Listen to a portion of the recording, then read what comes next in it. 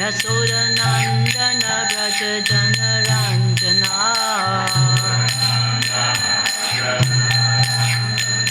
Jamuna Tiravanachari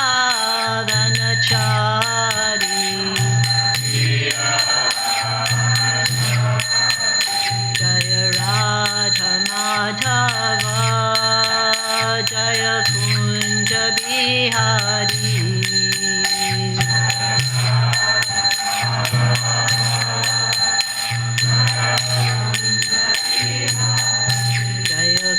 Jana Balapa Girivaradhari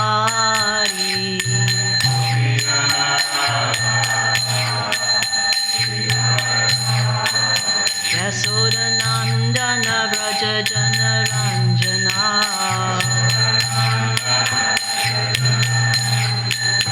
Jamuna Tiravanachari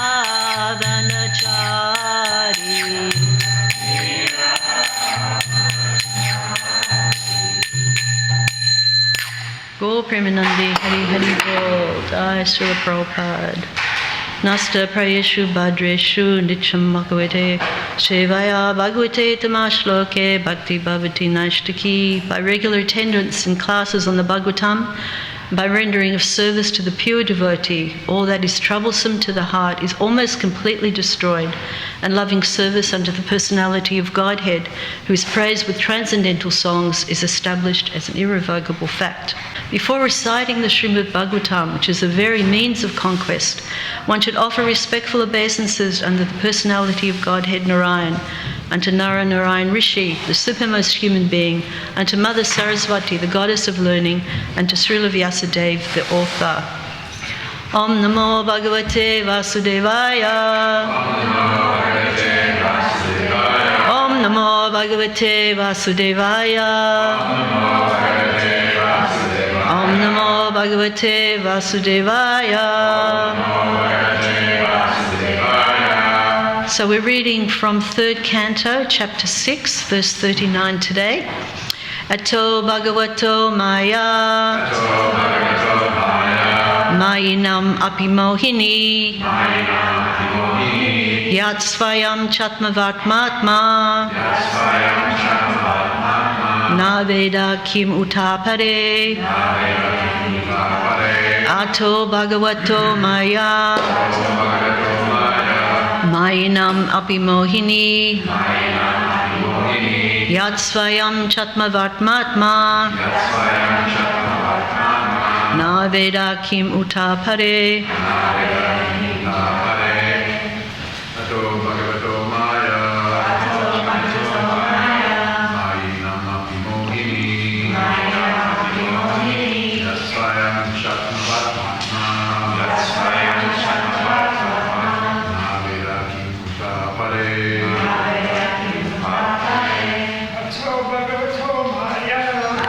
Bhagavato Maya Mayinam Apimohini Yat Swayam Chatmavatmatma Na Veda Kim Utapare. Matajis. Ato Bhagavato Maya Mayinam Apimohini Yat Swayam Chatmavatmatma Na Veda Kim Utapare. Ato Bhagavato Maya Mayinam Apimohini Yat Swayam Chatmavatmatma Na Veda Kim Utapare. Ataha. Therefore, Bhagavata, godly, Maya, potencies, Mayanam, of the jugglers, Api, even, Mohini, enchanting, Yat, that which, Swayam, personally, Cha, also, Atmavatma, self-sufficient, Atma, self, Na, does not, Veda, no, Kim, what, Uta, to speak of, Apare, others. Translation: the wonderful potency of the Supreme Personality of Godhead is bewildering even to the jugglers. Not these kind of jugglers. The other kind of jugglers. That potency is unknown even to the self-sufficient Lord, so it is certainly unknown to others. Please repeat after me. The wonderful potency of the Supreme Personality of Godhead is bewildering even to the jugglers. That potency is unknown even to the self-sufficient Lord, so it is certainly unknown to others. Purport. The froggish philosophers and mundane wranglers in science and mathematical calculation may not believe in the inconceivable potency of the Supreme Personality of Godhead, but they are sometimes puzzled by the wonderful jugglery of man and nature. Such jugglers and magicians of the material world are actually puzzled by the jugglery of the Lord in his transcendental activities, but they try to adjust their bewilderment by saying that it is all mythology. There is, however, nothing impossible or mythological in the Supreme Omnipotent Person. The most wonderful puzzle for the mundane wranglers is that while they remain calculating the length and breadth of the unlimited potency of the Supreme Person, his faithful devotees are set free from the bondage of material engagement simply by appreciating the wonderful jugglery of the Supreme in the practical field. The devotees of the Lord see the wonderful dexterity in everything with which they come in contact in all circumstances of eating, sleeping, working, etc. A small banyan fruit contains thousands of small seeds, and each seed holds a potency of another tree, which again holds a potency of many millions of such fruits as causes and effects. So the trees and seeds engage the devotees in meditation about the activities of the Lord, while the mundane wranglers waste time in dry speculation and mental concoction, which are fruitless in both this life and the next. In spite of their pride in speculation, they can never appreciate the simple potential activities of the banyan tree. Such speculators are poor souls destined to remain in matter perpetually. It's a wonderful verse and purport there. So welcome everyone to Srimad Bhagavatam. It's time to dive into the nectar of Srimad Bhagavatam and listen to Prabhupada's Krishna's pastimes, and read and understand Prabhupada's purports as we sit here together in Sadhu Sangha. So in Bhagavatam there are 10 topics or divisions of statements that's given in the second canto. And I did want to write those on the board, but the back of our board is not really in a fit state to write anything. So this is given in 10th chapter of second canto. So there's Sarga, which is the universal creation by the Lord. There's Visarga, which is a secondary creation by Lord Brahma. There's Sthanam, which is positioning of the living entities in various planetary systems. Poshanam, the Lord's protection for the devotees. Utti, inclination to act. Manvantara, the reign of the Manus. Isanukata, topics of the Lord's various incarnations and his devotees. Nirodha, annihilation. Mukti, liberation, and then finally Asraya, the supreme shelter, Lord Krishna.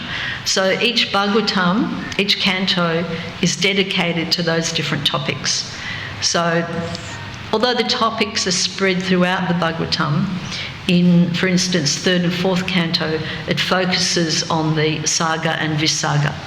So this is what we're talking about now through the conversations between Vidura and Maitreya. And then various cantos. Fifth canto includes discussions about the positioning of the various planetary systems within the structure of the universe. The sixth canto is the protection offered by the Lord to his devotees. Seventh canto describes yuti, or the inclination, auspicious and inauspicious activities, the manus. And ninth canto is the topics of the Lord and his devotees. And 10th canto, 12th canto, Asrai. So the whole purpose of the 9 different topics preceding the final one is that supreme shelter, Asrai Tattva. And Prabhupada's pointing out in this purport how it's the devotees who are actually acknowledging and inspired by the different potencies of the Lord.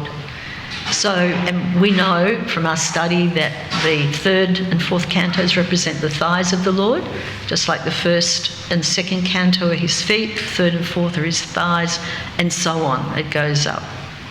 So we've got an interesting meditation ahead of us for the rest of the third canto, because in the next chapter, Vidura asks to ask some really, really, really interesting questions. So we're looking forward to those questions that Vidura will be asking Maitreya. So in the 6th chapter, which we've been studying, and we're up to the second last verse today. So we've read about the difference between the Supreme Lord, the Supersoul, the living entities, and the activities of the Lord in the cosmic manifestation. So we've been studying all of that. So in the next question next chapter, then there's more questions that Vidura is asking. And so these questions will clarify the misconception. And what's that misconception? It's that when the Lord descends himself or his incarnations, it clears up that misconception that he is subject to material nature. So we'll read that further on. So in this verse, there's some really salient points being made here. So one's that the word jugglers and the philosophical speculators, they're bewildered by the wonderful potency of the Lord. They can't figure it out. They absolutely cannot relate. For the devotee, we may not understand all of the potencies of the Lord. It may be, something that's beyond our understanding, which is natural because we're conditioned souls. But we accept the teachings of the Sastra, we accept the teachings of the sadhus and our parampara, so we're not puzzled, we're amazed. And then in that translation, Prabhupada's explaining the Lord is self-sufficient. He's Atmaram. He actually doesn't need anything. He's entirely self-sufficient. But he wants to please his devotees. So he has the pastimes, he has the associates. And then the other amazing thing is that the Lord's power is not even known. His potency is not even known to himself, which is a very wonderful concept, because most of us, unless we're in complete delusion, we know, okay, we've got these limitations. We can do certain things. There are other things that, oh no, we can't do. It's beyond, what we can safely say we're proficient in. But the Lord is completely perfect, completely proficient, but he doesn't even know what is the limit to his glories, to his pastimes. And we'll talk about that a bit more later. So I really like the way Prabhupada described these jugglers, word jugglers and mental speculators. He talks about their froggish mentality. And I think it was in the verse yesterday, Prabhupada also talks about the froggish philosophers. So in this verse, he's directing particularly, or in this purport, he's directing particularly to the wranglers in science and mathematics. In the previous verse, it was just carte blanche philosophers. But here he's pointing out the scientists mathematicians, they may not believe in Krishna's inconceivable potency, but they're still puzzled even by their natural environment. They're always trying to find answers, and as we know, if we've had anything to do with scientific research, it's all very, very speculative. Dinosaurs, well, it could have happened then, and maybe they looked like this, but actually they don't really know. So Prabhupada's idea of describing them as froggish is very, very sweet. I really like that. Of course, Prabhupada's alluding to that analogy, that allegory he uses about the frog in the well. So the little frog in the well, he's very self-satisfied in his little environment, and then another frog jumps in there, and he starts telling that little frog, oh, there's a huge ocean. There's this magnificent ocean. And the little frog in his tiny little well is trying to figure out, well, how big is that ocean? And he starts puffing up his chest. Is it big like this? No, much, much bigger. Is it big like this? And he starts puffing up, puffing up, puffing up. And he gets to the point where actually he bursts his own stomach. So that, you know, very cute little parable of the frog in the well. So similarly, the materialist scientists, they want to challenge the inconceivable potency of the Lord, that they're only becoming undone. And in a class I gave a month ago, seems such a long time, but I mentioned that 51% of scientists do believe that there is some form of God they accept, but not all. It's only 51%. So here's Prabhupada's description of the froggish mentality, and I really like that. And then the other point, the fact is the Lord is self-sufficient. He's Atmaram, doesn't need anything. He's very happy within himself, but because he wants to please the devotees, he's expanding with all of these wonderful pastimes.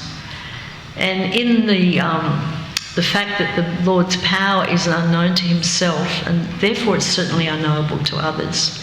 And there's a nice verse that in the 8th canto, and I actually just happened to, I finished preparing this class and I hadn't done my other reading, and I just happened to open it, 8th canto, to where I was up to. And there was this amazing verse that was talking about the potencies of the Lord. And it's 856 if you want to look at it later. It says, although the great activities and transcendental qualities of the Supreme Personality of Godhead's various incarnations are wonderfully described, we are unable to understand them. Yet everything is possible for Lord Vishnu. If one could count the atoms of the universe, then he could count the qualities of the Supreme Personality of Godhead. But no one can count the atoms of the universe, nor can anyone count the transcendental qualities of the Lord. So Krishna's happiness is also ever expanding, his apta karma. So he can actually fulfill his desires by himself. He doesn't need someone else to fulfill those desires. And this is something I've often mentioned, is that competition between Krishna's pleasure. He measures the increment. He measures, and then there's the increment. How far can I enjoy further? And then he measures that, and then there's the increment. So he's constantly expanding in his pleasure. So it's this eternal competition he has with himself. And this is Anandam Buddhivardhanam, the ocean of happiness that increases. So how wonderful is that? I was listening to a Prabhupada lecture this morning while I was getting ready for the temple, and Prabhupada was saying that we're seeking this enjoyment, and we find something that gives us pleasure, but that pleasure doesn't stay. We get bored of it, you know, because we can see that in a gross manifestation with boyfriends and girlfriends, husbands and wives.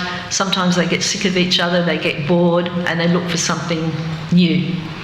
Or, you know, You may be hankering for that sari or that nice kurta and dhoti, and you hanker and you finally get it, and after a while you go, it's really not so good. So all of these different things. But Krishna, he can actually enjoy constantly an increased measurement. So how can we grasp, the potency of the Lord? So Prabhupada's pointing out in this purport that these mental speculators, they adjust their bewilderment by saying it's all mythology. And Devamrita Maharaj was talking about this in his class on Monday, about this gap, the gap god.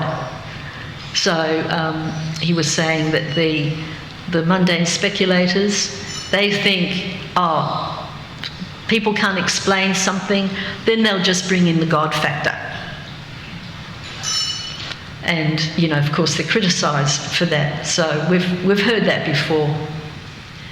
So, and in recent history, you have Karl Marx, and one of his favourite, well-known phrases was, "Religion is the opiate of the people." So whenever I ring up my eldest brother, I have to just talk about very limited things. His cat, the garden.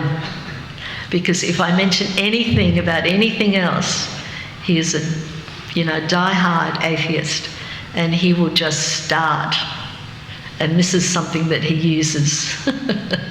And then all of a sudden I have to say, there's someone at the door, I'll call you later, just to exit. So, of course, you have to be careful with whom you're having a philosophical debate with, and you have to make sure that you're armed with some good information. But sometimes you can have all that information you like, but they still do not want to hear. They still don't want to accept, because they're froggish philosophers. What can we say? So, and Ramai Maharaj talked about the thin horse story of Prabhupada's, which I really liked. I hadn't actually heard that before. So for those who weren't here, the strong horses are thirsty, they go charging down to the river, it's a raging river, they go to drink and they get washed away. And then the thin horses, they're also thirsty, and they think, okay, well, we'll give it a go as well. And of course they're instantaneously gone because they don't have the strength. So we can use that in a reverse way to think that our acharyas, our Srila Prabhupada, our founder Acharya, all the Parampara, they are drinking the nectar of Srimad Bhagavatam, Chaitanya Charitamrita, the nectar of this philosophy. And even though we're the thin horses, we don't have that spiritual strength. But by following their example and seeing how they are accepting and reveling in the nectar of these pastimes, we can also feel if it's good enough for them, then it certainly is good enough for me, because they're far superior in intelligence, in spiritual realization, in purity. So we can be very satisfied that we're very grateful that we are on a really solid ship. And that solid ship is captained by Srila Prabhupada, our founder Acharya, and the Paramparas there guiding us, so we're very grateful for that. So that, and Prabhupada's talking about here that as all of these mundane wranglers are trying very hard to figure out the universe, to figure out, how it came about, what's going on, the devotees, they're very happy to see how all of this beautiful material world, although it has its snares, but it is a reflection, it's just a spark of Krishna's splendour. And if anyone's watched any David Attenborough series on natural science, you can see how intricate Krishna's arranged all of these universes, and they're innumerable universes. We can't count them. And it's really quite amazing when you look at how Krishna has actually created this planet, how Lord Brahma is his secondary creator. So I thought, okay, I'm going to look at some little interesting facts about animals, which I think is really interesting, and it sparks that appreciation of Krishna. So, did you know the loudest animal in the world measures 2 centimetres? And that's a prawn. A shrimp. It's called a pistol shrimp. And it shuts its claws so rapidly that it creates a bubble which collapses to produce a sonic blast, louder than a Concorde's sonic boom. So when I read that, I was thinking, this is nothing short of miraculous, and Krishna has created this. It's not the Big Bang Theory. And that shock wave can reach 230 decibels. And it's louder, almost louder than a gunshot. And then, this is really amazing, the imploding bubble for split seconds also generates temperatures nearly as hot as the sun, killing its prey. But there's more. And we haven't heard from that rooster for a while. We had this rooster here for a while that would entertain us. Pardon? Napoleon, that was his name. Okay. So how, and they're deafening. They can be very deafening, especially if you're close by. And do you know how they prevent themselves from going deaf? When they crow, they tilt their heads back, and it covers their ears completely, and it's serving like a built-in earplug. How about that for natural science? And the last point is, how many teeth does the common garden snail have? It has 14,000 teeth. So these are just little examples to show us how planned this universe is, how planned to the nth degree are all the living entities in it. Our hair grows automatically, our nails grow, constantly having to cut them. So as devotees, we can meditate on that detail that's surrounding us in this material world. And as Bhagavad Gita says in 10:41, know that all opulent, beautiful and glorious creations spring from but a spark of my splendour. So you see that beautiful New Govardhana sunrise, or the sunset at the ocean. It's just a little spark of Krishna's splendour. So our great grandparents, if they knew that at some stage we could actually talk in this little box, and we could actually see someone that's on the other side of the world and have a live conversation with them, they'd go, you guys are nuts, you've been reading too much, Jules Verne or something. So, but when faced with these wonderful pastimes of the Lord, the scientists just say, oh, it's mythology.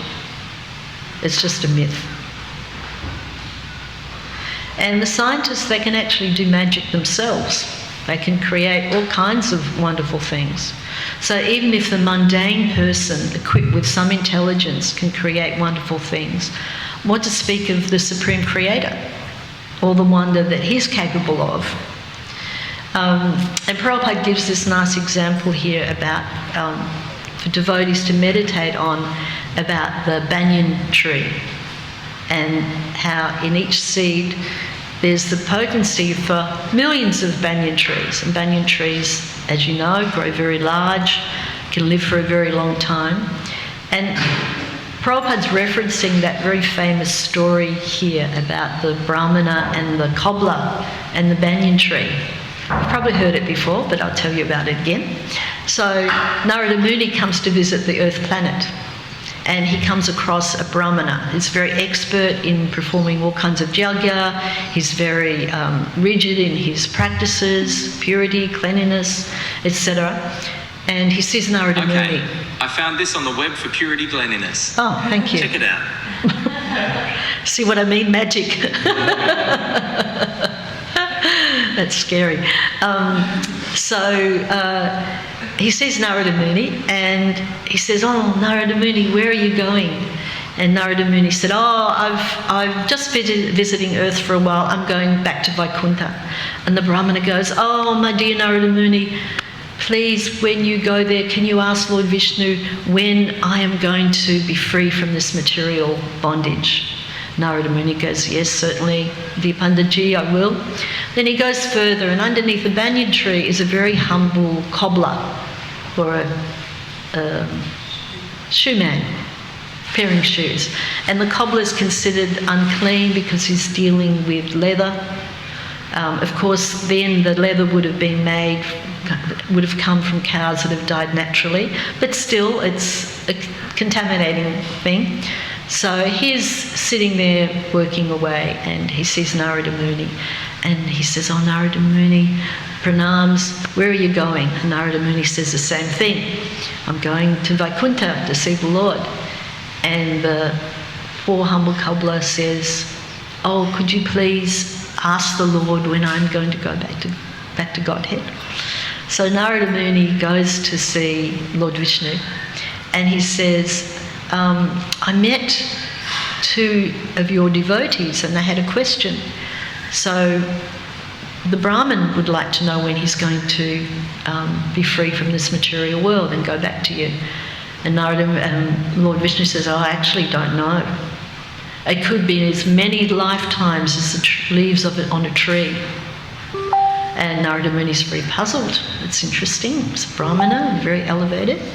And then he says, "And the cobbler wants to know also." And Lord Vishnu goes, "Oh, next life." And he's very puzzled, Narada Muni. And he says to Lord Vishnu, "How come?" And he said, "Just when you go back, when they ask you what I was doing, tell them that I was threading an elephant through the eye of a needle."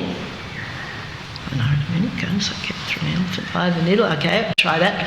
So he goes back to Earth and sees the Brahmana, and the Brahmana goes, "Oh, what did Lord Vishnu say?"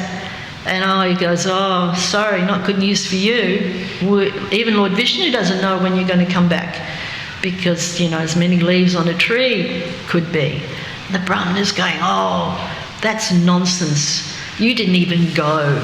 You didn't see Lord Vishnu. This is just mythology." And Lord Vishnu goes, "Oh, right, that's why."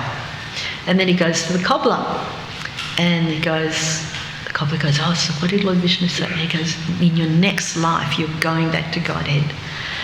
And the cobbler asked, just as the Brahmin asked, what was Lord Vishnu doing? And he said, "Oh, he was threading an elephant through the eye of a needle." And the cobbler starts dancing and jumping around in ecstasy. "Oh, my wonderful Lord, isn't that fantastic? Oh." And then Narada Muni could understand why the cobbler was going to go back to Godhead very quickly. So that, he said, Narada Muni said to the cobbler, "So, don't you think that's a little unrealistic, a bit unusual that Lord Vishnu's threading an animal through the eye of a needle?" And he goes, "No." He said, "Look, I'm sitting under this banyan tree. In each of these seeds, there's the potency of millions of banyan trees. So the Lord is certainly capable of threading an elephant through the eye of a needle." So it's a really lovely story, and that banyan tree example there is very nice. So, of course, we're very obstinate, they're very stubborn, and we like to waste our time. Materialists waste their time. And Prabhupada says that in spite of their pride in speculation, in spite of the materialist scientists' pride in their intellect, in their explorations, in their understanding, perhaps partial understanding of the material world, they can never appreciate the simple activities of the very potent banyan tree. And so Prabhupada says they remain destined to stay here perpetually. And Prabhupada says such speculators are poor souls destined to remain in matter perpetually. But by the grace of Prabhupada and the mercy of Krishna, we've got this unique opportunity to put aside the time-wasting speculations. Of course, that's not to say that Prabhupada didn't want us to ask questions. That's whole part of the process. Not that one just sits there and absorbs and doesn't ask questions. Prabhupada actually loved it when devotees would ask questions. And it's one of my eternal regrets that I never had a question to ask Prabhupada. I don't know what was going on there in the old brain, but I just had never asked Prabhupada a question. Now there's so many questions that I would love to ask him. And I will eventually, I'm sure, be able to, but not now. So, Jayapataka Maharaj gives a very nice example that when he was a bhakta, and he would always ask Prabhupada a question because he knew that Prabhupada liked that. And this one time he wasn't at the lecture and no one had asked a question. And then Prabhupada looked around and said, "Where is that Bhakta Jai? He always asks very nice questions." Which I thought was very sweet. But of course, you know, we have to ask questions in a certain way, having a certain attitude. And that's very important. And then the Bhagavad Gita has that verse, Tadvidi pranipatena paripashnena sevaya upadekshanti te gnanam ganinas tadvadashinaha. Just try to learn the truth by approaching a spiritual master. Inquire from him submissively. Do you know that verse yet? Is that one we've done yet? No.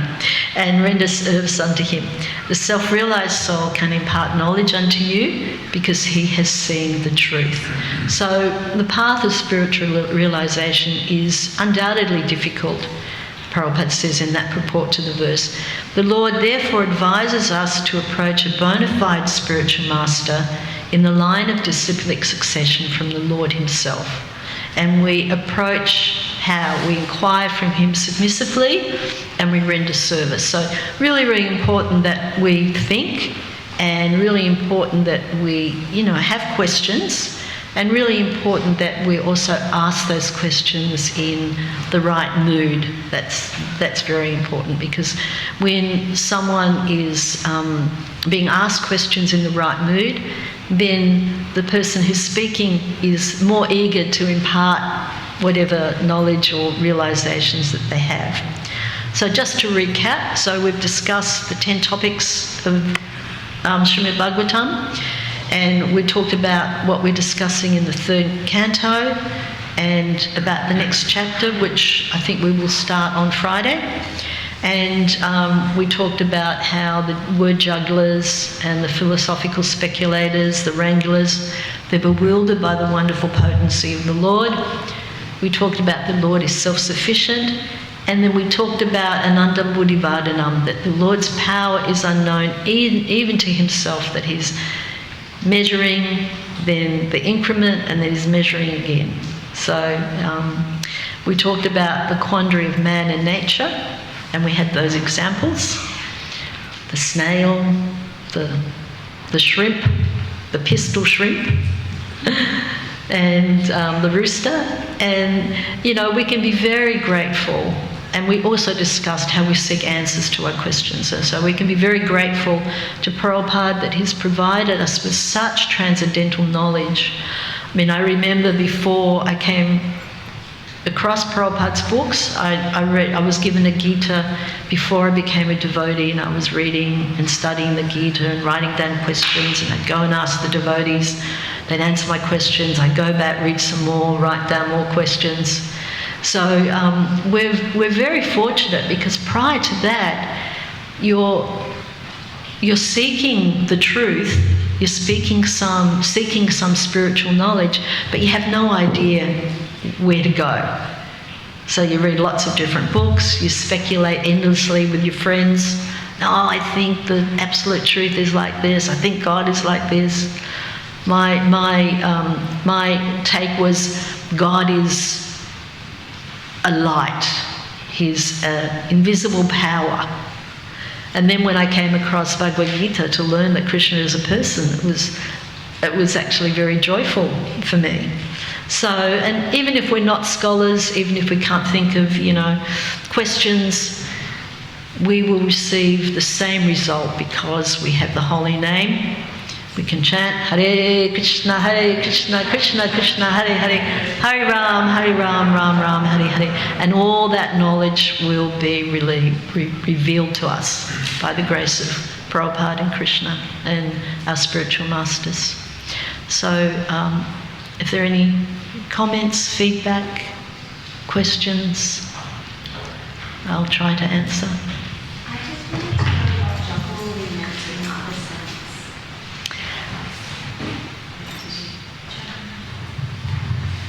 I just wanted to know what jugglery meant in other sense. In other sense, I was making a joke about, how you have performers and they have a number of objects that they juggle. So you have those who are juggling all these different things, objects like balls or chainsaws or whatever they do. And in this sense, it's the word jugglery, where they're just mixing things up and, not really having the knowledge behind what they're saying. Does that explain it? Thank you.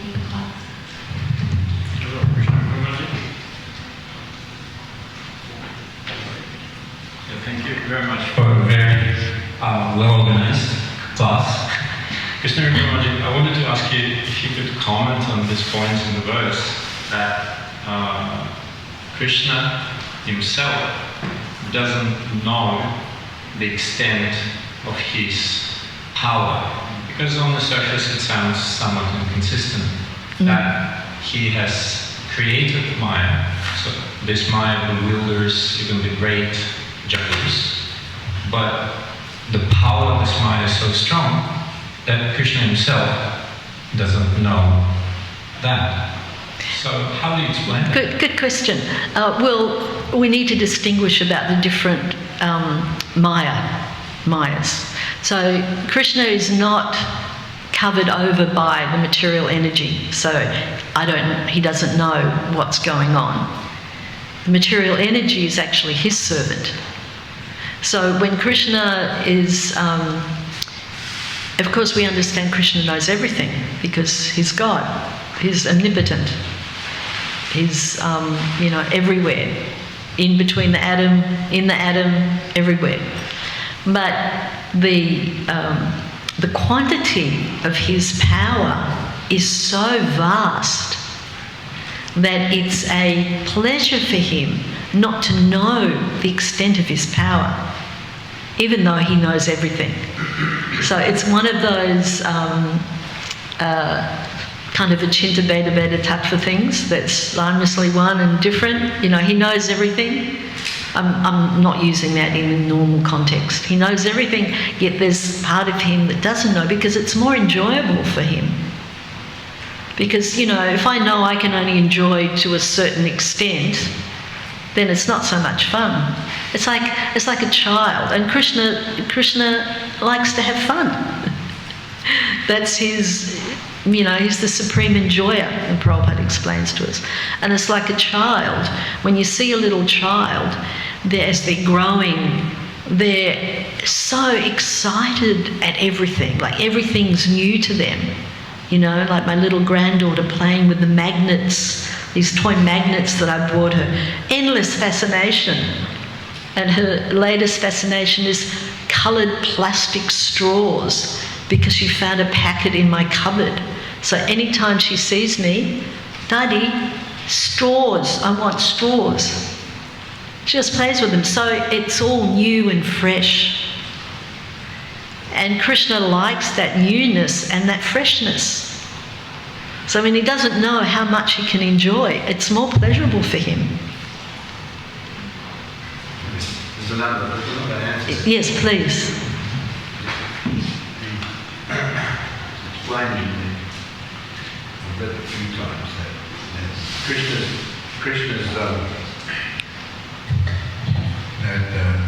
Krishna's potencies are ever expanding, unlimited, and that's non-stop. It's not that Krishna, his powers are static. They're always expanding. So his opulences are expanding to the point where the knowledge has to also expand to catch up, knowing how far the opulences have expanded. So at some point, there's a not knowing, because all the aspects and the qualities of Krishna are, as I said, ever increasing. So all the other qualities are also increasing, and they have to increase to catch up to. It's like the Theosophists, they say, someone will say, can God create something that a weight that even he can't live? And if someone says no, they're not a living God. Why can't he do that? So the answer is that he can, but at the next moment, lift it also. Yes. So in other words, people have got an idea of the static nature of the absolute truth, but actually he's not static. He's ever increasing. All these qualities are increasing. The qualities are increasing, the energy is increasing, and the knowledge quality is also increasing. And all of that. Yes. So that's another answer. Yes. That increment, the measurement, the increment, the measurement, the increment. Yeah, exactly. It's which second canto talks about. Thank you, Maharaj. Yes, Peter. Thanks for the class, Krishna. I just wanted to know, like when you say measurement, like Krishna kind of measures at that point and then expands a little bit further. I was kind of curious as to like, I guess why he measures and like how he measures.